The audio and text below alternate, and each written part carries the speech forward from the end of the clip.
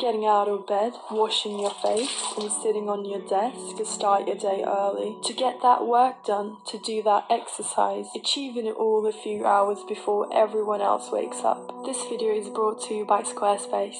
I've always been a morning person and been waking up between 3 to 4 a.m. since I can remember. Currently, I'm a fourth year medical student, and when I first started med school, I had a lecture by a neurology professor about circadian rhythms, which means your biological body clock. That lecture had 7 to 8 slides, but for you, I pulled out the key information and also added some tips from my personal experience as an extreme early bird. Everyone is unique and have different biological clocks. This chart that I stole from the professor shows that there are people with various biological clocks in our world, starting from extreme morning people like myself to extreme night people, so people who tends to stay up until late at night or even until early morning. It's a whole spectrum. You must have heard Apple CEO, Michelle Obama, The Rock, all of those successful celebrities wake up before 5 a.m. Waking up early is often portrayed as being productive in the media. Contrary to common belief, being an early bird doesn't automatically make you more productive than night owls, and vice versa. There has been many occasions, especially on holidays, where I still wake up at 3 a.m. but binge watch my favorite Netflix show, which is questionably a productive activity. So it's about how you spend your time, whether it's an early morning or late at night. But for me, one of the biggest advantages of waking up early is that there are less distractions in early hours of the day, which makes it ideal for deep focus work. It's described by Newport as a state of distraction-free concentration when your brain works at its maximum potential. If you want to become more of a morning person, you can train your body clock, and here is how I wake up at 3 a.m. naturally without an alarm. Firstly, go to bed early. It sounds basic, but this is essential. Let's ask my flatmates about my sleep schedule, who's been witnessing me wake up and go to sleep throughout the year. Here I am with Clara,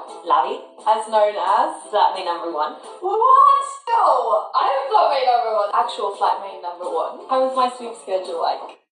Very odd. It's really weird. Only time I see Em is if I'm up in the morning for my breakfast, and that's when she has her lunch. We barely see you because you're asleep so early. We just hang out in the mornings. Do you know what time I wake up and go to sleep?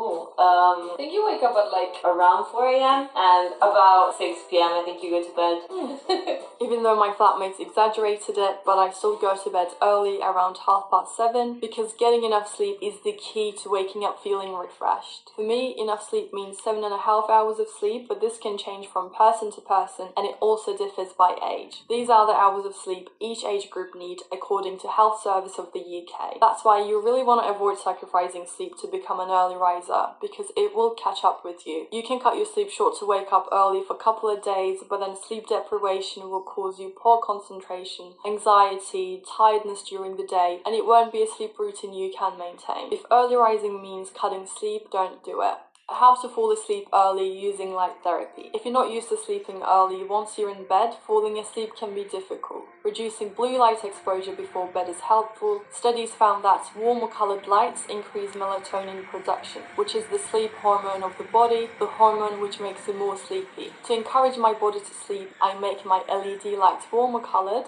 so yellow, orange, and red tones. If you don't have access to LED lights, then you can just make your room darker by dimming your lights. Also, less exposure to bright lights by reducing your screen time on your phone or on your laptop as you start winding down should help as well. I choose to just not bring my phone into my bed so I don't scroll on TikTok and Instagram aimlessly whilst I'm supposed to sleep. You can also make use of lights when you wake up in the morning. This is actually part of a treatment called light therapy in medicine, and it's used in patients with sleep disorders. You can create light therapy at home for cheap by just doing the opposite of what you do in the evening. So when you first wake up in the morning, make your lights cooler colored like blue or cool white, or you could just make your room brighter by turning on your lights. And it helps you feel more energized and alert during the day.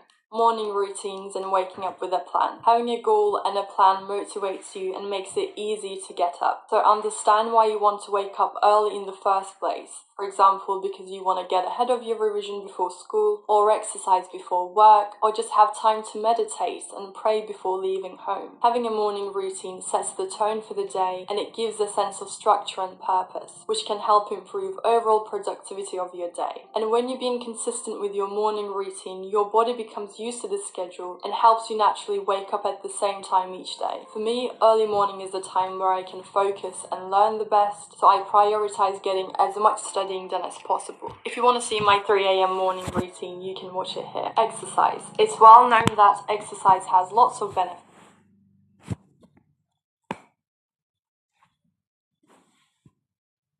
And one of them is that it increases sleep quality and helps you fall asleep faster. Exercise affects your body clock by increasing body temperature and by producing adrenaline rush, which makes you more awake and alert. That's why it's recommended to exercise in the morning or early afternoon. Avoid doing high-intensity exercise within an hour of bedtime, as it can keep you up at night. For longer lasting results, move your body clock slowly. So advance your bedtime a bit earlier each night until the desired bedtime is reached. For example, go to bed at midnight one night, then 11:45 the next, then 11:30 the following night, and so on. Doing this progressive change in your sleep routine will help your body adapt more easily. Consistency. Keeping your night routine consistent and following bedtime rituals are useful. For example, simple stuff like brushing your teeth, putting on your pajamas, or whatever you usually do before going to bed, do it a bit earlier. This reinforces in your mind that it is bedtime. Diet. Eating late at night or too close to bedtime can keep you awake. Especially if it's a big meal, your body will be focused on digesting the food rather than relaxing and preparing for sleep. I usually eat my last meal of the